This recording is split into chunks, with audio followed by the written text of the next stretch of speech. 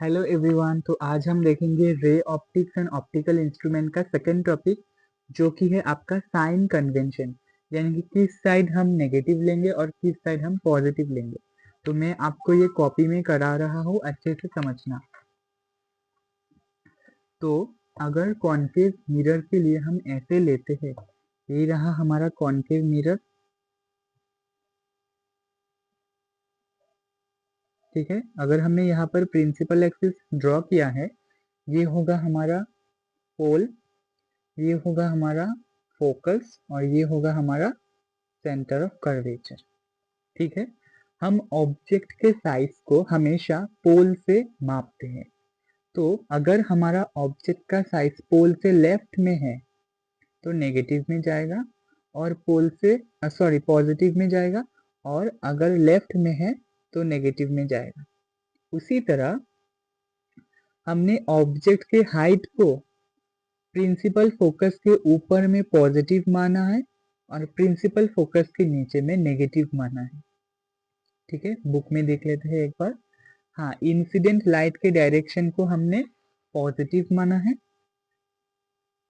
और जो हमारा इंसिडेंट लाइट के अगेंस्ट में जा रहा है उसको हमने नेगेटिव माना है, ठीक है। उसी तरह हाइट्स अपवर्ड पॉजिटिव, यानी कि हमने प्रिंसिपल एक्सिस के ऊपर वाले को पॉजिटिव माना है हाइट, और नीचे वाले को नेगेटिव माना है, ठीक है। और distances along incident light positive, यानी कि इंसिडेंट लाइट के अकॉर्डिंग जो डिस्टेंस, उसके साथ जो डिस्टेंस, उसको हम पॉजिटिव लेते हैं। या फिर आप पोल से भी सीख सकते हो कि पोल से राइट साइड हुआ पॉजिटिव, लेफ्ट साइड हुआ नेगेटिव, ऊपर में जाए पॉजिटिव, नीचे में जाए नेगेटिव, और इसको हम बोलते हैं कार्टेशियन साइन कन्वेंशन। और ये जो हमारा एक्स एक्सिस होता है ना, उसको हम बोलते हैं प्रिंसिपल एक्सिस, ठीक है। अब हम फोकल लेंथ कैसे डिटरमाइन करते हैं, इसको अच्छे से देख लेते हैं। Focal length of spherical mirrors. Spherical mirrors बोलने से हमेशा होगा आपका कॉनकेव मिरर और कॉन्वेक्स मिरर, ठीक है। पहले स्टेटमेंट पढ़ लेते हैं। The reflected rays converge at a point F on the principal axis of a concave mirror, ठीक है। Figure 9.3 A. तो देख लेते हैं पहला लॉ। जो हमारा कॉनकेव मिरर होता है, ये होता है, यहाँ पर क्या हो रहा है, रे, ये कॉनकेव मिरर है, यानी कि इसका रिफ्लेक्टिंग सरफेस कर्व्ड होगा। ये जो मैंने लाइन से दिखाया, ये आपका रिफ्लेक्टिंग सरफेस नहीं है, रिफ्लेक्टिंग सरफेस होगा आपका अंदर वाला। तो कॉनकेव मिरर में जो हमारा लाइट रेज होता है वो रिफ्लेक्शन के बाद पोल से फोकस से पार होता है।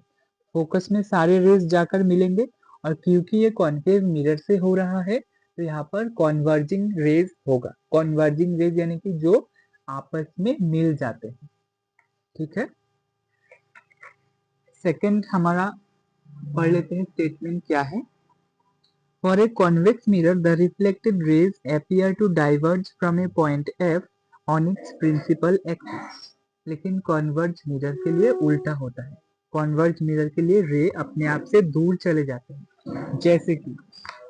जैसे कि ये डायग्राम देखिए, ये हमारा है कॉन्वेक्स, जो कि जिसका रिफ्लेक्टिंग सरफेस बाहर वाला होता है। इसमें क्या होता है, इसमें आपका रेज आया, इंसिडेंट रे, ये टक्कर खाकर दूर चले जाएंगे। तो इसको हम नहीं बता सकते कि ये कन्वर्ज करेंगे या डाइवर्ज करेंगे। हम इसको एज्यूम कर लेते हैं ये कभी ना कभी डाइवर्ज करे होंगे, और इसको हम वर्चुअल भी मान लेते हैं, और इसको वर्चुअल मानकर हम पीछे की तरफ इसको एक्सटेंड कर फोकस में मिलाते हैं, ठीक है। ये आपका दो बेसिक लॉ हो गए। इसको हम नेक्स्ट स्टेटमेंट पढ़ते हैं। नेक्स्ट स्टेटमेंट में क्या दिया गया है, the point F is called the principal focus of the mirror. हम एफ को प्रिंसिपल फोकस बोलते हैं, ये तो आपको पता ही होगा, क्लास 10th में आपने पढ़ा था। If the parallel paraxial beam of light were incident making some angle with principal axis, the reflected rays would converge or appear to diverge from a point in a plane through f normal to the principal axis. This is called the focal length of the mirror. अगर कोई angle बनाकर light rays concave या convex mirror पर गिर रही है तो same angle बनाकर वो रिफ्लेक्शन के बाद चला जाएगा। ठीक है, ये आपका देखिए डायग्राम, देखिए डायग्राम आपका जैसा ही एंगल बनाएगा उस सेम एंगल के साथ वो रिफ्लेक्शन भी बनाएगा और इसको हम बोलेंगे फोकल प्लेन। ठीक है, अब हम देखेंगे रेडियस ऑफ कर्वेचर और फोकल लेंथ के बीच क्या रिलेशन है। ठीक है, तो आई होप वीडियो बहुत लंबा ना हो जाए, तो ये वाला रिलेशन हम नेक्स्ट वीडियो में देख लेंगे।